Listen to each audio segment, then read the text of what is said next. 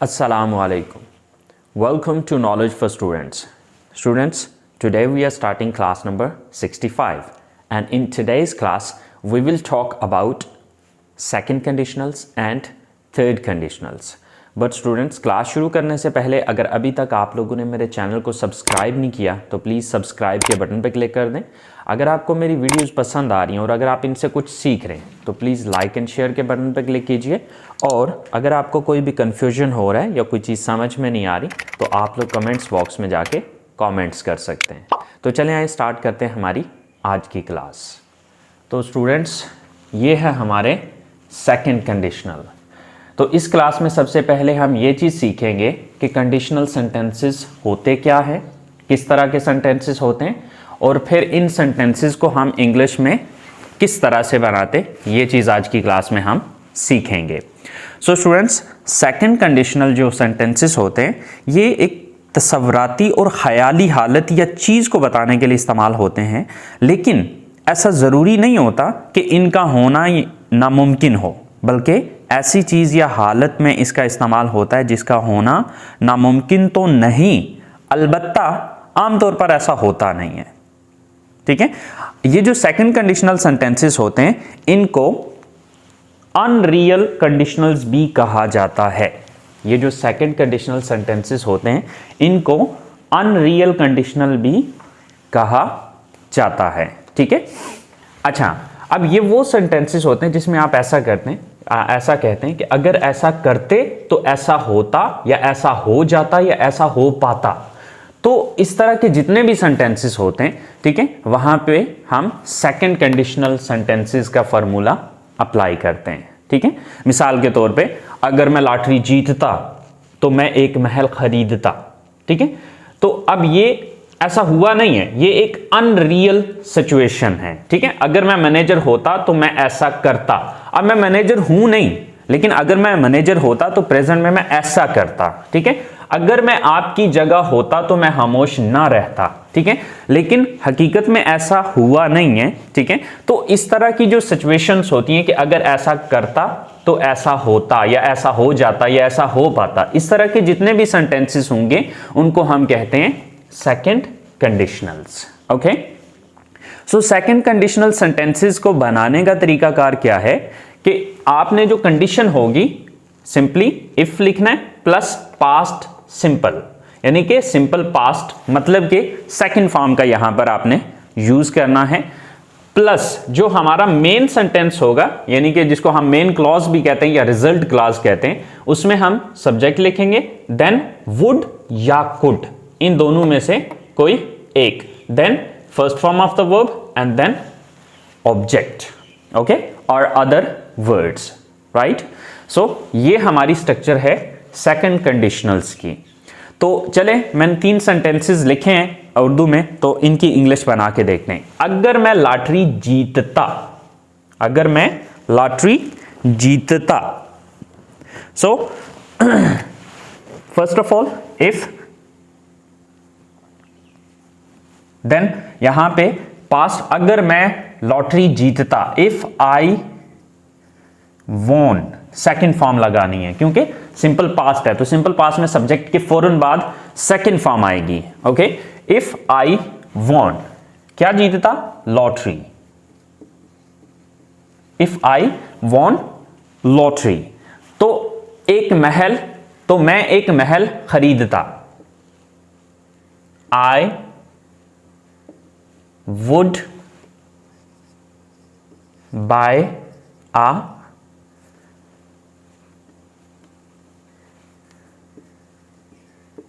mansion, mansion कहते हैं महल को। if I won lottery I would buy a mansion, कि मैं एक महल खरीदता, अगर मैं लॉटरी जीतता तो मैं एक महल खरीदता। अच्छा सॉरी, यहां पे मुझे ये एक्सप्लेन करना था कि मैंने कहा वुड या कुड, तो जहां पे पाता या सकता आ रहा होता, वहां पे हम कुड का यूज करते, ठीक है। अगर ऐसा होता या ऐसा हो जाता तो उसके लिए हम वुड का यूज करेंगे। तो ये चीज जहन में रखनी है कि वुड कहां पे यूज करना है, कुड कहां पे यूज करना है। तो कुड, अगर आपने देखें कि कुड मॉडल वर्ब पढ़ा हुआ है, तो कुड में हमने क्या सीखा था, सकता था, सकती थी, सकते थे, या सका, सकी, सके, या पाया, पाई, पाए वगैरह आ रहा होता है, ठीक है। तो अगर इस तरह की सिचुएशन आती है तो फिर आपने कुड का यूज करना है। मिसाल के तौर पे अगर ये सेंटेंस ऐसे होता कि अगर मैं लॉटरी जीतता तो मैं एक महल खरीद पाता, ठीक है। अगर यहां पर खरीद पाता आता तो फिर मैं यहां पर वुड नहीं यूज करता, बल्कि वुड की जगह पे कुड का यूज करता, ठीक है। तो क्या होता, if I won lottery I would, sorry, I could buy a mansion. तो मैं एक जो महल है वो खरीद पाता। ओके, देन अगर मैं मैनेजर होता तो मैं ऐसा करता if I were manager, if I were manager, तो मैं ऐसा करता, आई वुड डू दिस या सो। आप दिस या सो में से, दोनों में से जो मर्जी लगा दें आप, ठीक है। If I were manager I would do this या आई वुड डू सो। अच्छा, अब आप लोगों को इस सेंटेंस को देख के आपके माइंड में एक क्वेश्चन आ रहा होगा कि सर आई के साथ तो हमेशा वाज आता है, तो आपने वर का क्यों यूज किया है। तो यहां पर आपने ये चीज जहन में रखनी है कि जो हमारे कंडीशनल सेंटेंसेस होते हैं वहां पर जहां जहां पे वाज आता था वहां पर वर आएगा, यानी कि सब सब्जेक्ट्स के साथ कंडीशनल सेंटेंसेस में वर ही आएगा। आई वर, सॉरी, ही वर, शी वर, कोई सिंगल नेम आ जाता है, ठीक है। तो सबके साथ जो है वो आपने वर का यूज करना है, वाज का यूज यहां पर नहीं किया जाएगा, ठीक है। लेकिन ये बात किसके लिए मैं बता रहा हूं, सिर्फ कंडीशनल सेंटेंसेस के पॉइंट ऑफ व्यू से, कि कंडीशनल सेंटेंसेस में वाज का यूज नहीं किया जाता, बल्कि सब सब्जेक्ट्स के साथ वर ही आ रहा होता है, ठीक है। तो इस वजह से यहां पे हमने आई वर का यूज किया है। So if I were manager I would do this या I would do so. Okay, if I were manager, अगर मैं मैनेजर होता, ठीक है। तो अब ये जो वर है ये सेकंड फॉर्म है, ठीक है। तो इसको हम सिंपल पास्ट में लेंगे। आई वुड डू दिस तो मैं ऐसा करता, या आई वुड डू सो तो मैं ऐसा करता। अच्छा, अगर ये सेंटेंस ऐसे होता कि अगर मैं मैनेजर होता तो मैं ऐसा कर पाता, तो फिर यहां पर वुड की जगह मैं कुड का यूज करता। ओके, नेक्स्ट सेंटेंस है हमारे पास कि अगर मैं आपकी जगह होता तो मैं खामोश ना रहता। अच्छा, आपकी जगह होता, तो जगह के लिए हम जरूरी नहीं है कि हम जगह का वर्ड यूज करेंगे। यहां पर हम बेसिकली सेंटेंस ये कह रहे हैं अगर आप मैं होता, यानी कि आपकी जगह पर मैं होता तो मैं खामोश ना रहता। तो इस सेंटेंस को हम यूं बनाएंगे, if I were you, if I were you, अगर मैं आप होता या मैं आपकी जगह पर होता तो मैं खामोश ना रहता। I wouldn't या I would not be silent. Okay? I would not be silent. तो मैं खामोश ना रहता, ठीक है। So अगर मैं आपकी जगह पर होता तो मैं खामोश ना रहता। So these are called second conditionals. Okay? So students, ये है हमारे second conditional sentences, right? तो सेकंड कंडीशनल के लिए ये स्ट्रक्चर मेन है, ठीक है। अगर आप इस स्ट्रक्चर को समझ जाते हैं तो फिर ये सेंटेंसेस, और दूसरी ये चीज, ठीक है, कि उर्दू में ये सेंटेंसेस किस तरह के होते हैं, अगर आपको ये चीज समझ में आ जाती है देन आपके लिए ये सेंटेंसेस बनाना कोई प्रॉब्लम नहीं है, या कोई मुश्किल बात नहीं है। आई होप सो आपको सेकंड कंडीशनल सेंटेंसेस समझ में आ गए होंगे। फिर भी अगर कोई कंफ्यूजन रह गया या कोई चीज समझ में नहीं आई तो प्लीज आप लोग कमेंट्स कीजिए, मैं आपको गाइड कर दूंगा। तो चलें अब हम बात करते हैं थर्ड कंडीशनल सेंटेंसेस के बारे में। तो स्टूडेंट्स, ये है हमारे थर्ड कंडीशनल सेंटेंसेस। अब जो थर्ड कंडीशनल सेंटेंसेस होती है उनको इम्पॉसिबल कंडीशनल्स भी कहा जाता है। ओके, ये भी सेकंड कंडीशनल की तरह एक ख्याली और तस्वराती हालत या चीज को बताने के लिए इस्तेमाल होते हैं, लेकिन ये ऐसी चीज या हालत होती है जो नामुमकिन होती है, क्योंकि ये माजी के बारे में होती है और माजी को कभी भी बदला नहीं जा सकता। हम इसका इस्तेमाल जो कर रहे होते हैं आम रूटीन में, वो अफसोस या पछतावे को जाहिर करने के लिए करते हैं। ठीक है, तो देखिए कि अक्सर औकात जो पास्ट से रिलेटिंग या पास्ट में कोई अमल हुआ होता है, ठीक है, उसको हम बदल नहीं सकते क्योंकि वो गुजर चुका है और गुजरे हुए वक्त को वापस नहीं लाया जा सकता। इस वजह से जो थर्ड कंडीशनल्स होते हैं इनको हम इम्पॉसिबल कंडीशनल्स भी कहते हैं। ओके, सो जो थर्ड कंडीशनल होते हैं, अगर ये होता या अगर ये हुआ होता तो ऐसा होता या ऐसा हो चुका होता। ठीक है, तो ये जो थर्ड कंडीशनल्स होते हैं ये टोटल पास्ट से रिलेटिंग होते हैं। ठीक है, तो जो इस तरह के सेंटेंसेस होते हैं इसको हम किस तरह से बनाते हैं, इफ प्लस पास्ट परफेक्ट, यानी कि जो हमारा इफ क्लॉज होगा या जो इफ वाला सेंटेंस होगा वो पास्ट परफेक्ट में बनेगा। अगर आपने पास्ट परफेक्ट टेंस सीखा हुआ है तो आपके लिए ये प्रॉब्लम नहीं होगी। Then subject, then would have या could have, then third form of the verb and then object. Okay, तो ये स्ट्रक्चर है हमारी थर्ड कंडीशनल सेंटेंसेस की, यानी कि इन सेंटेंसेस की। ओके, सो अगर मैंने इंग्लिश ना सीखी होती तो मुझे ये नौकरी ना मिल पाती या मुझे ये नौकरी ना मिल चुकी होती। राइट, तो इस सेंटेंस को अगर मुझे इंग्लिश में बनाना है, सो first of all, if I hadn't is the shortcut of had not, but याद रखना है कि शॉर्टकट्स राइटिंग में इस्तेमाल नहीं होते हैं अगर आप ऑफिशियल राइटिंग कर रहे हैं। ठीक है, बट इसमें हमारा चूंकि पर्पस थोड़ा स्पीकिंग का भी होता है तो इस पॉइंट ऑफ व्यू से मैं यहां पर शॉर्टकट यूज कर रहा हूं। ठीक है, अदरवाइज आप अगर कहीं ऑफिशियल राइटिंग कर रहे हैं, लाइक कोई मेल लिख रहे हैं, ऑफिशियल मेल लिख रहे हैं, या फिर आप कोई एग्जाम वगैरह दे रहे हैं, तो वहां पे कभी भी शॉर्टकट्स मत यूज कीजिएगा। ठीक है, so if I hadn't learned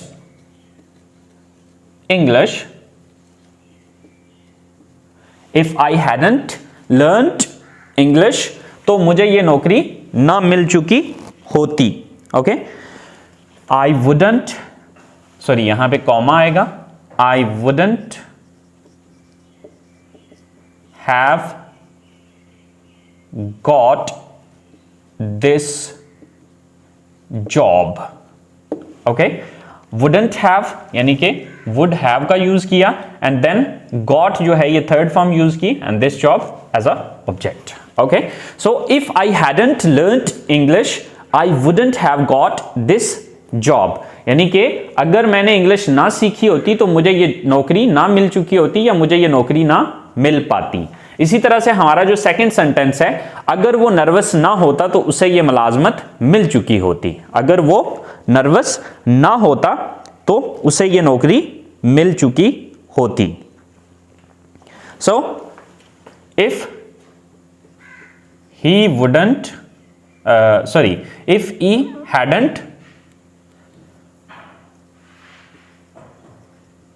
been so nervous, if he hadn't been so nervous,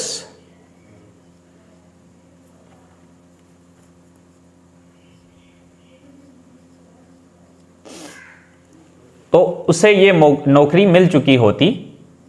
तो यहां पे कामा, he would have got this job, he would have got this job, if he hadn't been so nervous he would have got this job, कि अगर वो nervous ना होता तो उसे ये मुलाजमत मिल चुकी होती। सो ये हमारा सेकंड सेंटेंस हो गया थर्ड कंडीशनल्स का। And the last one is कि अगर वो मैच ना जीतते तो क्लब मैनेजर को फायर कर चुके होते। ठीक है, तो क्लब मैनेजर को फायर कर चुका होता या कर चुके होते। ठीक है, चुके होते की बजाय चुका होता ज्यादा बेटर है क्योंकि क्लब एक है। ठीक है, सो चुका होता। सो अगर वो मैच ना जीतते, if they hadn't won the match, if they hadn't won the match या if they had not won the match, तो क्लब मैनेजर को फारिग कर चुका होता, यानी कि क्लब जो क्लब है वो या क्लब वाले जो हैं वो मैनेजर को फारिग कर चुके होते हैं या फायर कर चुके होते हैं। फायर कर चुके होते हैं मतलब निकाल चुके होते हैं या उसको फारिग कर चुके होते हैं, ठीक है। So club would have fired the manager. Okay, so ये हमारे थर्ड कंडीशनल सेंटेंसेस हैं। आई होप सो आपको थर्ड कंडीशनल सेंटेंसेस समझ में आ गए होंगे।